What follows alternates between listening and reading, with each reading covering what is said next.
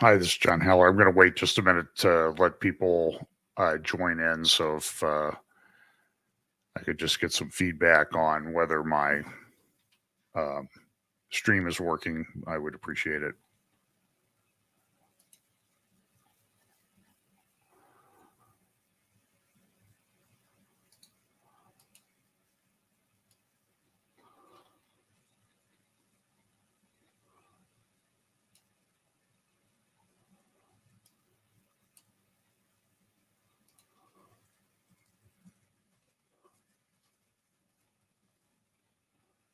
Okay. Wait just another minute and we'll go.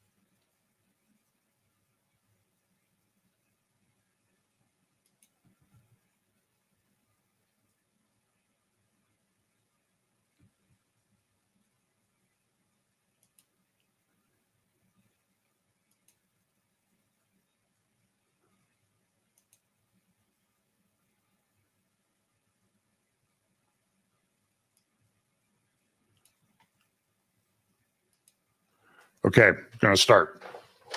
So today I'm just going to talk a little bit about the Israel-Lebanon gas deal. And for some reason, it's not giving me an option to share my screen. So all the slides I prepared are totally worthless. I am not sure why that is happening. Let me just check here while I talk to you, and I'll see what I can do about getting this to work. So, let's see. I'm looking for my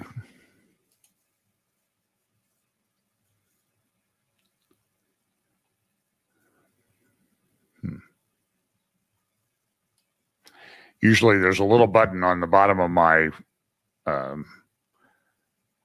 screen that says share screen, and it's not giving me a share screen option tonight. So I use a program called StreamYard. So let's start. I'll go through it. I can just talk. You don't have to look at my pictures and that sort of thing. So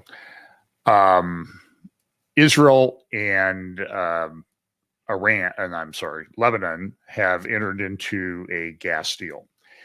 And that gas deal is generating a lot of heat and smoke, particularly in view of the fact that the Israeli elections are coming up here in just a couple of weeks.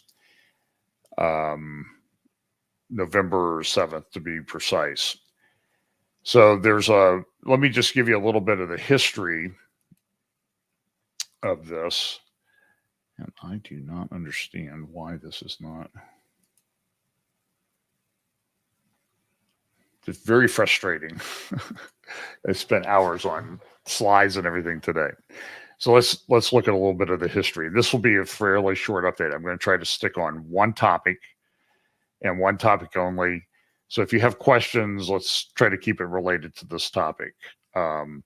Just as a preview for what I'm going to talk about on Sunday, there's a thing that you're going to see a term coming out. This is totally unrelated to everything, right? I'm going to talk about the Lebanon-Israel deal here in just a moment. There's a term that you're going to see coming out. You can go to Revolver News. Darren Beatty has done some good work on this. It's a thing called stochastic terrorism. Stochastic terrorism. And essentially, it says that, the old saying, sticks and stones may break my bones, but words will never hurt me. Well, it sort of flips that on its head, and it says that the words will hurt me, and words and opposition to certain, particularly leftist views, are terroristic acts and terroristic threats. There's a group out of the Max Planck Institute, which I think is in the UK, that's been doing some of the academic legwork on this for about at least 5 years. I've seen some academic articles back about 5 years. But you understand that there is a concerted effort to shut down people that the left does not agree with.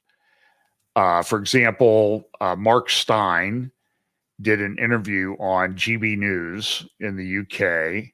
He has a regular program there, and he did 2 interviews over 2 days a week ago with Naomi Wolf. And they were talking about certain of the publications and things that have come out recently about the state-approved treatment for Charlie Vector 019er and some of the research that's been done. The director of health in Florida was taken off Twitter when he posted some things that he had found in his research. And now, not only did they take things down, you can still find the interview on Rumble, I believe, but they took the interview down off of all other social media. Naomi Wolf's been banned by everybody in the world. And now the word is that there is a organization that investigates these things in the UK, and Mark Steyn is under criminal investigation for having done this interview and posted it.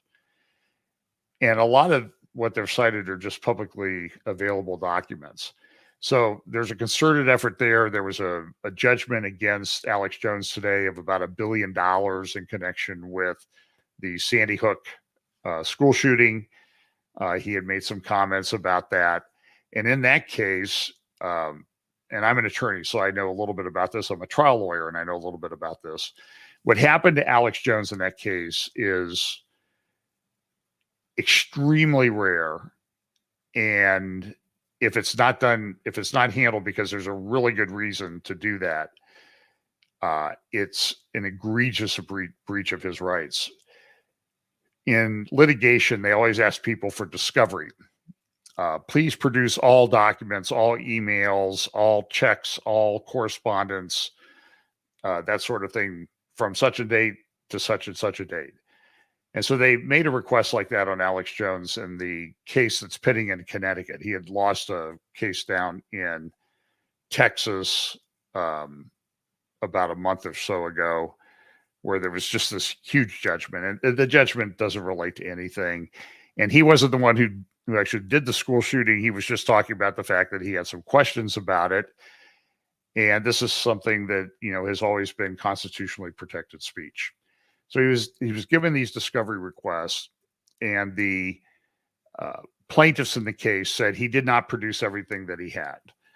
So the judge entered a default judgment against him. It's very rare. I was been a trial lawyer for 42 years. I've been involved in cases where there's been extremely severe discovery disputes, hard-fought litigation, and I can only think of 4 cases in which I was involved where the judge entered into those an order like that said that because this party has not engaged in discovery, you presume that they're hiding things, and the court can enter everything up to including a default judgment. And they entered a default judgment against Alex Jones. The judge then prevented Alex Jones from putting any evidence on in the case. If he was going to testify, he was limited to yes or no answers under threat of, if you don't, if you do anything wrong or say anything more than yes or no, we're going to put you in jail for contempt. So essentially, he had no defense. So as a result of that, I think that was 12 or 15 families got a judgment today against Alex Jones of like $975 million. It's a ridiculous thing, but the point of it is this is all part of what I've talked about a little bit. It's called lawfare. And what they do is, whether they have a valid case or not, they just file a case against you to bleed you out of attorney's fees. I mean, they've done this to Steve Bannon. They're doing it to the former president in many cases. And every time I bring it up, everybody says, "Oh, you're defending Trump or you're defending Bannon." And I'm like, I'm not defending them. I'm just telling you what's happening. And I've been around the legal system a long time. And trust me, I know what I'm talking about on this. This is egregious abuse of the legal process. And so, and sometimes what they'll do is they'll pick somebody who's easy to dislike, like Alex Jones. I mean, there's reasons that people have for disliking Alex Jones. There's reasons that people have for disliking Donald Trump or Steve Bannon. So they take those and they do these cases, but what these cases become is they become a template to go after everybody else. And we're in a very, very, very serious situation here in the United States with the way this lawfare is being used. By the way, the same thing is happening in Israel. This is some of the stuff that they've been doing to former Prime Minister Netanyahu. He has these, based on what I've seen, these really specious, weak cases brought against him in criminal court. He has to defend them. And part of it is that eventually they want to get it to the place, and they've made this offer to Netanyahu on a number of occasions. If you will just agree never to run for prime minister again, we'll drop all the cases. This is what they're going to do to Trump. I mean, I fully expect that there'll be an indictment of Trump coming after the midterm elections in a few weeks. This is really tearing down the United States, if you could say the United States still exists. So it's very troubling to watch. I just share with you, I had one case where this happened in the last 5 or 6 years. I had two doctors who were suing each other over their practice. One was to buy it, never paid. The other one wanted it back. They didn't want to give it back. And the conduct of course, my client was in the right, but the conduct of the opposing party, the defendant in the case, was so egregious that the judge finally just said, Mr. Haller, you get a judgment, and then now you can go collect against his assets. And this went on for years and years, this case. And we finally, the doctor on the other side was just a complete scofflaw. He didn't do anything that he was obligated to do. He went through probably 6 different attorneys, never paying any one of them what he agreed to pay them. So it's a very rare thing when it happens. And I'm just telling you what I saw happen in the case in Connecticut against Alex Jones. And what I know about it, they weren't even close to that, but they get these judges, they judge shop, go to a jurisdiction where they're likely to get a judge that's very favorable, like in Austin, Texas, where there are a lot of left-wing judges. And they did the same thing to Alex in Connecticut. This is an abuse of the system, and it's very, very troubling. So having said all that, let me get to the Israel-Lebanon gas deal. And I have a few notes here that I'll relate to you. So the deal has been described as historic. Yair Lapid, who is the caretaker prime minister of Israel, the government failed, so what happens in a parliamentary system is there has to be somebody in the prime minister's office. There has to be somebody manning the different ministries of government. The Knesset is essentially disbanded for the most part, and there is a caretaker prime minister. In this case, Naftali Bennett, who had been the prime minister, is now the deputy prime minister, although he tried to leave the government, but they thought that there were some legal issues about that. So he came back, and he's been serving as a caretaker prime minister. So Lapid and this Lebanon maritime border dispute has been going on for at least a dozen years.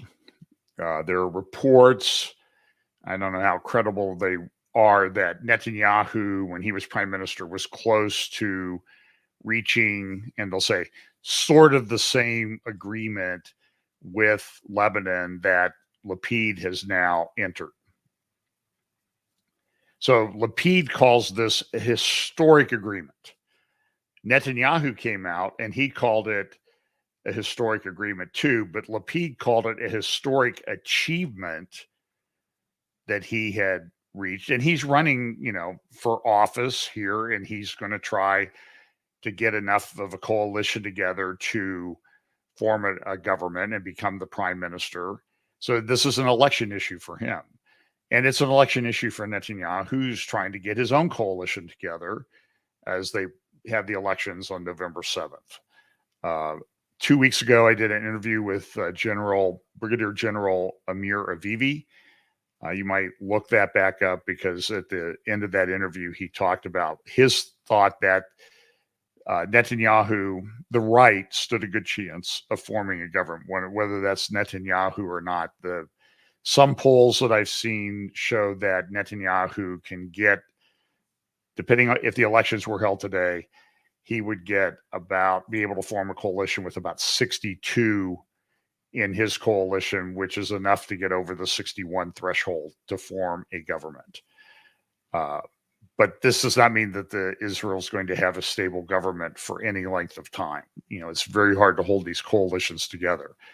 But what General Avivi said was that in connection with this election, that some of the left wing and other parties who've been causing a lot of trouble, saying, well, we won't form a government with him and him, Lieberman, Israel Betanu, I think is the name of his party. It's largely Russian Jewish immigrants. He always has been getting 5, 6, 7 mandates. That means members of the Knesset from his party. You have to get enough votes to get at least 4, or your votes just don't count. Well, what's happened, or you're just not in the parliament, and your party just sort of evaporates like it didn't exist. So you might get 3.8. You might get 3.8 mandates, but you're not going to get. You're not going to get anything. You either get 4 or you get nothing. So there's some thinking that I haven't looked at the poll specifically on Lieberman's party. Lieberman does not like Netanyahu. He's been part of Netanyahu's government in the past, and he will not join the government. So I think the last election, Netanyahu had 55 or 57 people that he could cobble together, but he couldn't get Lieberman, and Lieberman had 7 members of the Knesset. So with Lieberman, he would have had 63, 64, clearly been able to form a government. But Lieberman says, I will not join any coalition with Benjamin Netanyahu. There's quite a bit of animosity that's developed between them over the years. So Netanyahu has come in and said, well, this is a historic agreement. It's a historic capitulation. And it's amazing to watch. I've been reading the Israeli and Arab press on this, the animosity back and forth within Israel between people largely on the left or people that would be in the Never Netanyahu party, just like we have Never Trumpers from the right side of the ledger. There's a stunning parallel between Israel and the U.S. and the way politics are going. So anyway, so there's an agreement, but there's not an agreement between Lebanon and Israel. Now, why is that? And this is one of the reasons for people to express concerns. For example, Caroline Glick has a great article out that she wrote about a week ago. I don't know if she's doing her Mideast update this week at JNS, Jewish News Syndicate YouTube channel. I don't know if she's doing it this week because we've had a series of holidays, the fall feast falling over the last couple of weeks, and some people have taken time off. But she's been very, very critical of this. She views this as a extreme capitulation. And part of it is because there's not an agreement between Israel and Lebanon. There's agreement between Israel and the United States, and there's an agreement between Israel and between the United States and Lebanon. And the reason for that is Lebanon and Israel do not have diplomatic relationships. They don't get along. They don't.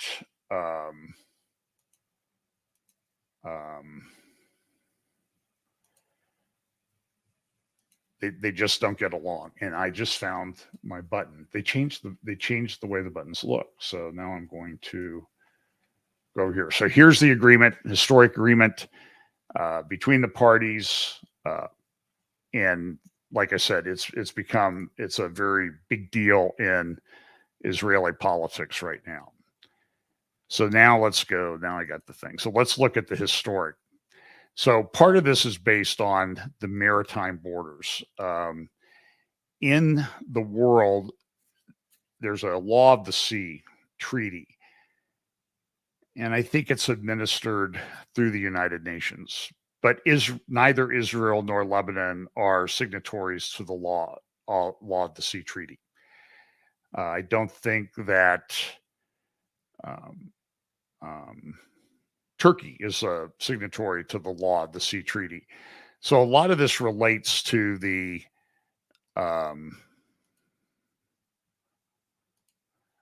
border, the maritime border between Israel and Lebanon. And so if you go up into the north part of Israel, I think I have it here. Yeah, here's a town called Nahariya. And if you go a little bit north of Nahariya, there's the Israel-Lebanon border. Of course, that border's not settled. There's a buffer zone that's still patrolled by the UN troops. This has been going on. There's been a series of wars between Israel and Lebanon, mainly Hezbollah, the Iranian-backed terror group that is based in Lebanon. Although there is also now a Hamas group that's also based in Lebanon. So if you see these speeches of Nasrallah, I play video clips of those quite a bit. He never comes out of his bunker because if he did, Israel would take him out. So here is a map that was used a number of years ago. Let me explain to you what territorial waters are. Under the law of the sea treaty, and even though these parties aren't signatories, everybody kind of goes by what the law of the sea treaty does. In essence, what each country gets is a 12-mile territorial waters. So when you saw the attack on Nord Stream about 2 weeks ago now, the attack occurred outside. There was an island in the Baltic Sea, and the attack occurred just outside. One of the attacks occurred just outside the 12-mile territorial waters for that island. And the reason for that was, I think whoever did it knew that if it happened within the territorial waters, that would be considered an attack on NATO, because Denmark and Sweden are part of NATO. And an attack on one is an attack on all. And under the NATO treaty, then the countries have to defend each other. So somebody who did that knew that there was a territorial water limit. In addition to the territorial water, and in that 12-mile section, you essentially have sovereignty over that particular area, 12 miles from your coastline. And then sometimes it gets into, well, is it coastline at high tide, low tide? And I'm not going to get into all of that. Where the territorial water, though, gets difficult is if you see here, you see Crete. Crete has all of these islands off of the coast between Greece and Turkey. The sea is just full of islands. And sometimes the islands overlap. So let's say two islands are, one is Turkish, one is Greek, and they're 10 miles apart, you would split the difference at 5 miles. In addition to the territorial waters, though, there's a thing called the exclusive economic zone. So back in 2006, 2007, Lebanon, they were starting to discover gas in the Mediterranean. Now, part of Cyprus, 40% of Cyprus is controlled by Turkey. That's a whole nother story. But so Cyprus and Lebanon started negotiating where the maritime border would be for their EEZ, their exclusive economic zone. Let me give you an example of an exclusive economic zone. Here's a video of an exclusive economic zone between Turkey and Libya. So what you do is you take the midpoint between those two countries is where the dividing line would be. And what Turkey did was Turkey wanted to force Israel and everybody. They didn't like the East Med pipeline project.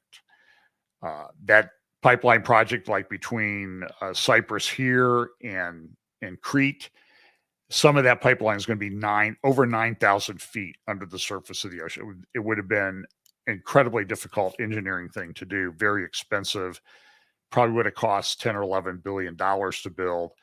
But what Turkey wanted to do was they wanted to control that. So they set up a puppet government in Libya, which, by the way, wasn't located in the eastern part of Libya. It was located in the western part. But Turkey said, well, that's who is in charge of the government. And so you see this dotted line here through the in the midst of the economic zone. That's a border for the economic zone, this dotted line.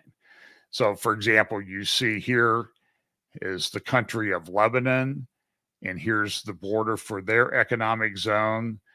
And then this is the economic zone of Cyprus. And you see there's an economic zone, EEZ, maritime border agreement between Cyprus and Israel. So what they did was when they were submitting these maps, Lebanon put forth, here's a little blow up section of the map. So here's Lebanon, and then here's Israel. And what Lebanon did was they said, this is, they chose a line. Now, Cyprus entered into an EEZ agreement with Lebanon. Cyprus approved it, but then Lebanon never ratified it.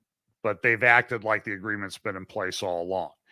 And Lebanon had two things that they would not agree to. They would not agree specifically to a maritime border with Israel, and they would not agree to a maritime border with Syria. And to this day, they haven't.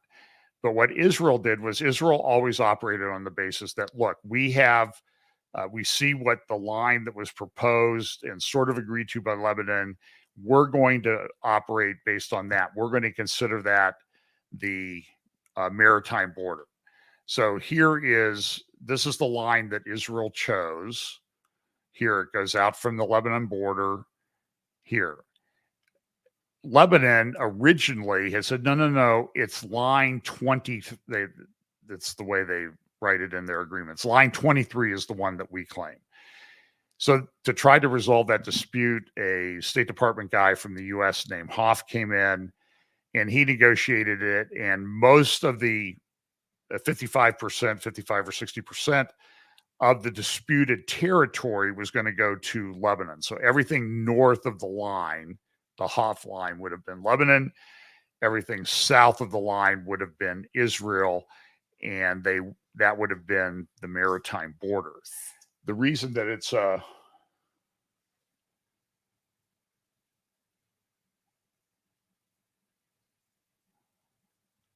okay. So somebody said shut off the slides. So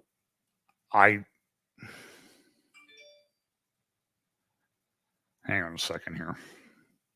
Okay, so they didn't agree on the split.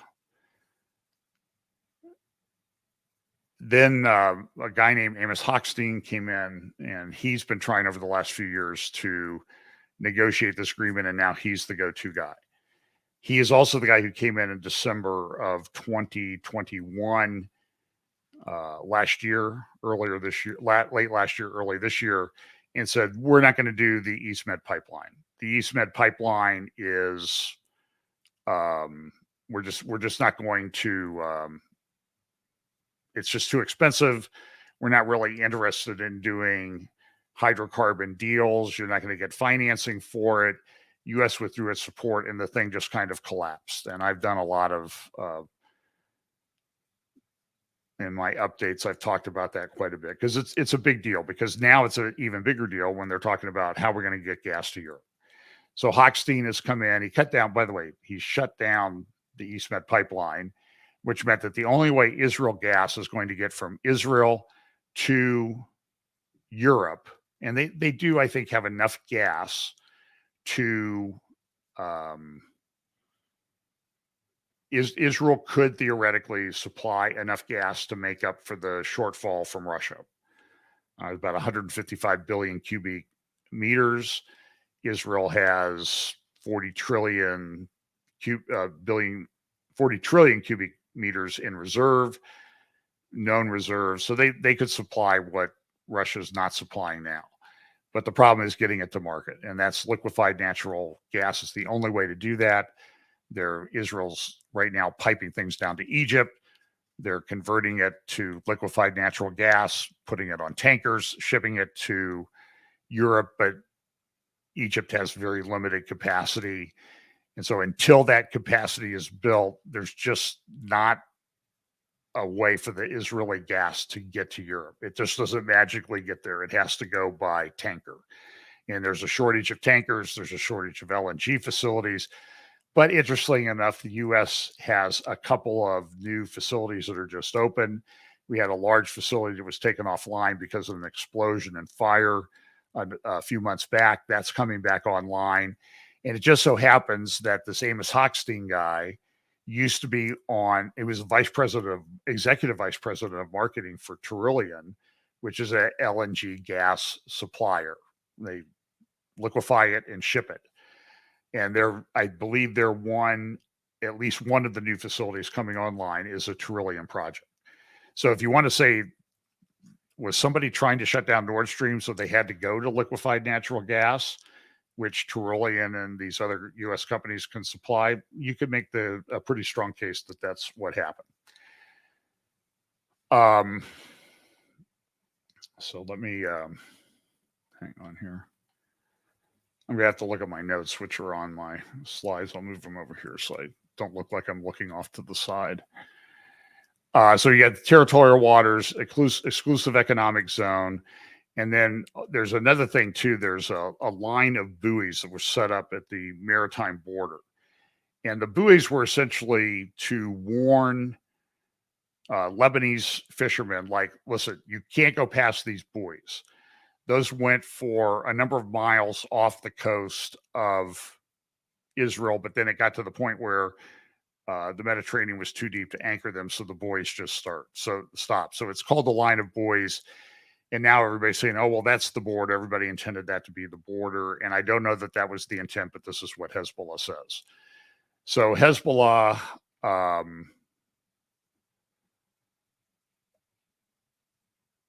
so right now, the question is, the agreement has been reached, and the question is, who gets to approve it? Lapid is taking the position that the agreement can be approved by the cabinet, the ministers in the caretaker government, and this would be a break with what Israeli law was in the past. For example, when Netanyahu was heading up a caretaker government, the attorney general of Israel said, no, you can't do certain things because you're just a caretaker government. So now we have a situation where it's now left-leaning parties, and will the attorney general approve just having the cabinet approve this deal. So they had some votes today. Ayelet Shaked, who can't remember the name of the party. She used to be in the party with Naftali Bennett. Naftali Bennett said, cabinet can approve it. Ayelet Shaked said, no, you have to have this go to the full Knesset. And then that raises some questions because there's been some people leave the Knesset and everything's in a big mess. I suspect that the agreement's going to go through, even if just because they want to get something done before the election. They want to have it for an election thing. So here's what Naftali Bennett tweeted this week. I'm well aware of the complexity. This is what he tweeted today, earlier this morning. I am well aware of the complexity of approving such a decision on the eve of an election. In a normal state of affairs, we would have to wait for the next government to make the decision, but the circumstances require a decision to be made now. Since the security challenges as presented by the heads of the systems create a narrow and short decision window. So right now, I think it's questionable whether it's going to be approved. I think it's going to be approved by the cabinet. Some people in Israel, even on the right side of the political ledger, are much in favor of this. The belief is, well, if we get this done, this is going to be just a fantastic thing for for everybody. This is how Hezbollah looks at it. This is from an Iranian newspaper, and it essentially says total victory without war. That's what Nasrallah has said. And of course, he was making another one of his hour-long speeches today. So that's essentially the agreement. Now I got to find my...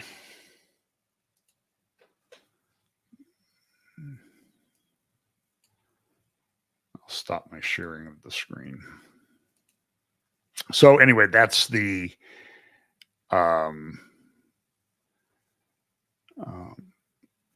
agreement. And the question is what's going to happen. I think there'll be a lot of speculation that now Israel's going to be freed up to transport gas to Europe, and certainly they're going to be able to go forward. It looks like they get the complete Karish field. I believe this is what's happening. I've read through the agreement. It's not particularly well drafted or clear, I don't think. But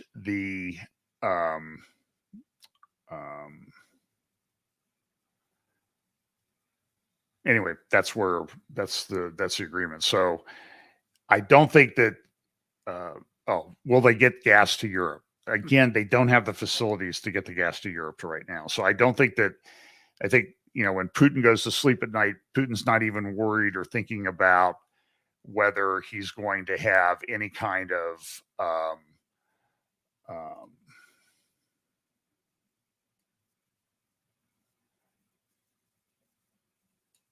I don't think he has any kind of worry about Israel supplying gas to Europe right now. I just don't think that that's going to happen. Even in some of the articles I read about, will this help Lebanon?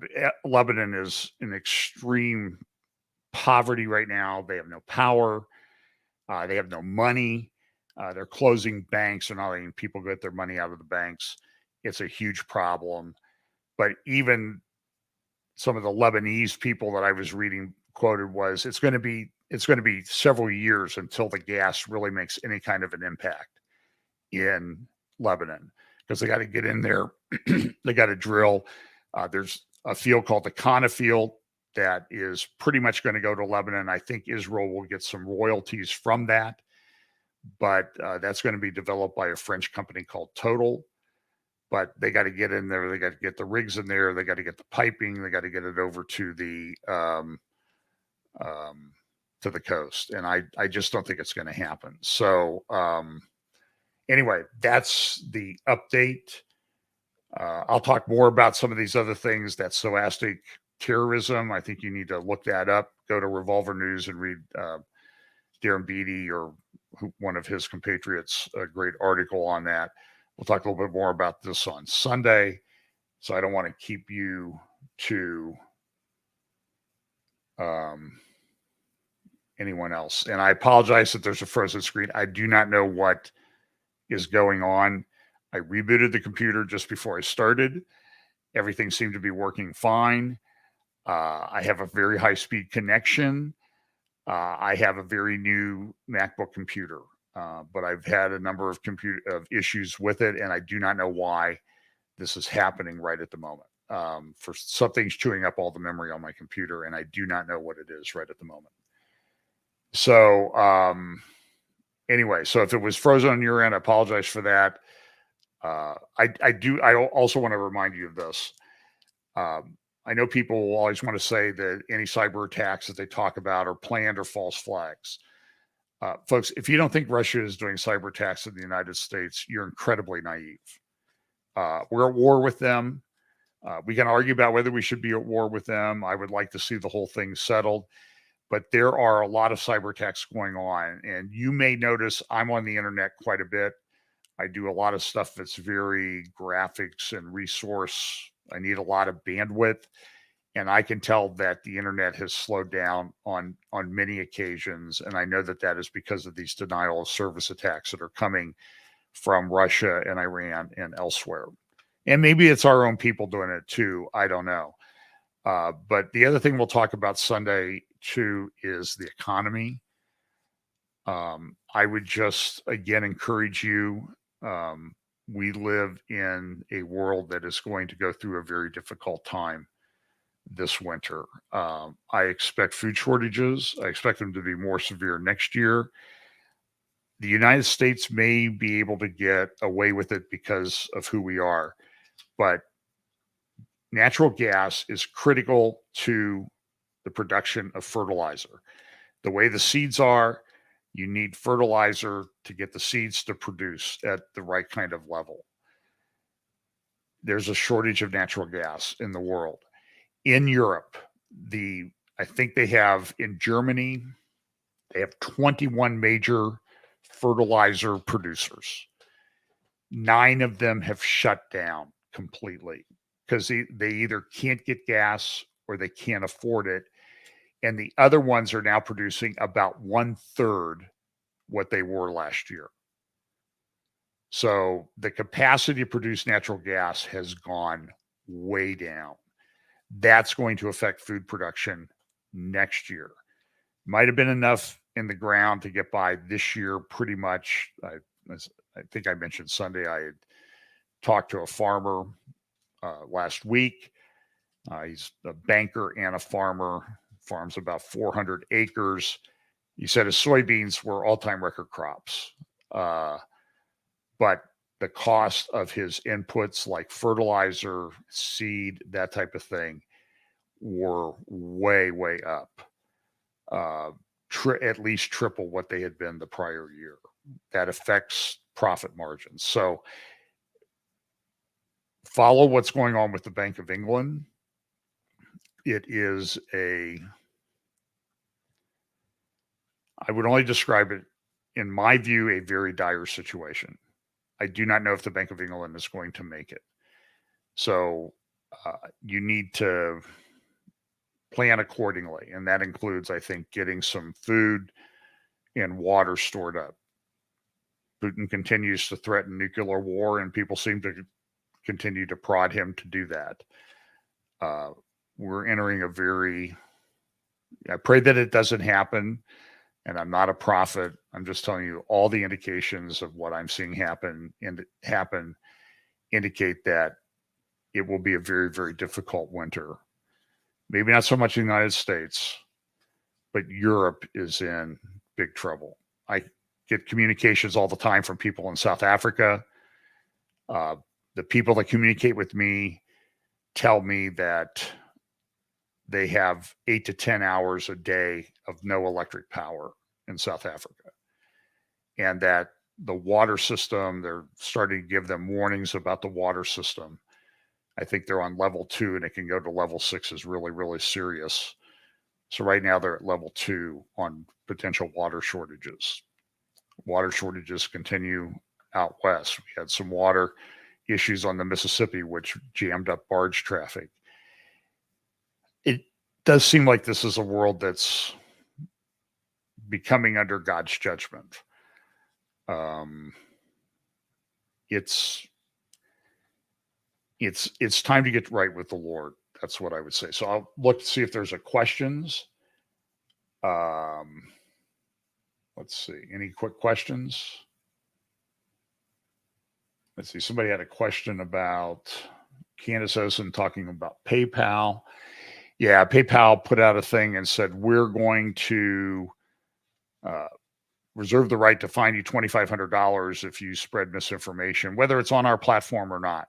We're just going to be able to do that. Now, a lot of people canceled their account, and then PayPal came out and said, well, we don't know who sent that memo out.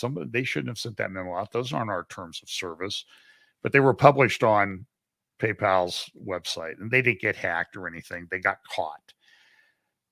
This is part of just shutting down anybody that disagrees with you. So we've got, 4 weeks till the election, November 7th. Just keep your eyes and ears open, because I think we're going to see the tech platforms really, really come after people. So real quick on the, and somebody says, get rid of PayPal. That would probably be a good situation.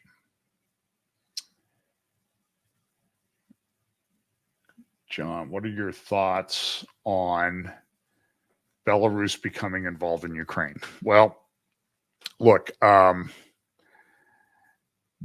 is effectively a puppet government of Russia. I do not know the military capacity of Belarus. I know that Russia is calling up all these troops, but it's going to take time for them to get trained, unless they're just going to shove them out there to be cannon fodder. I don't know that they'll do that because of the political implications in Russia. If they do that, there are a lot of hawks in Russia, pro-Russian hawks are saying, just go bomb everything, use up all your cruise missiles, and use tactical nukes. So I don't know if Belarus is going to make a huge difference or not. I know that it's been a staging area for the attacks that came early in the Ukraine war on down towards Kyiv. So I just don't know how much capacity they have in terms of tanks and that type of thing. I also saw an interesting video, I think it's credible, they claim to be 70,000 Chechen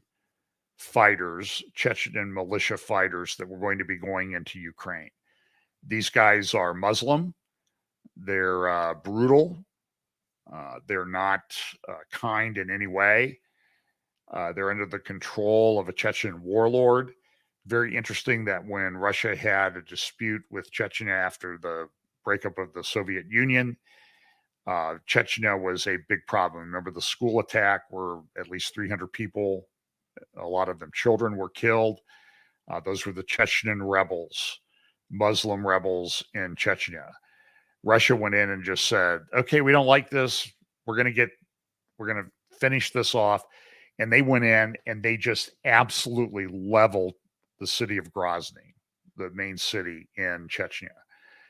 The warlord at that time reached a settlement with Russia and eventually became a supporter of Russia. And now his son is in charge of this Chechen militia that supposedly has 70,000 Muslim fighters that are going to go into Ukraine to help Putin. And Putin, in his speech, by the way, I hear all these things about Putin's this great Christian and everything, but in his speech, that when he was recognizing the 4 regions of Ukraine as now part of Russia, he said that, we work with and I don't want to misquote him, but our Hindu, Muslim, and there was another religion brothers. And so here we're going to have Muslim fighters coming into Ukraine. And we know how the Muslims are with respect to Israel. And, so here's Putin claiming about the Nazis in Ukraine, and he's going to use these Muslim mujahideen fighters, jihadi fighters. Okay. I mean, I think there's a little bit of inconsistency there. So I don't know how it's going to go. Let's see. So anyway, so Suzanne, that's I don't know if that answers your question or not, and I'll try to. Can never figure out how to shut off these comments when I put them up. Hi, current comment. There you go. So anyway, look, thanks for listening. We'll talk to you Sunday. Again, we'll be talking about the economy. We'll be talking about this wokeness that's infecting everything, the tech platform censoring, and eventually I'm going to talk about some other subjects, but I'll have to put those up on Rumble. So anyway, so God bless, thanks, and I'm going to sign off now, and thanks for watching.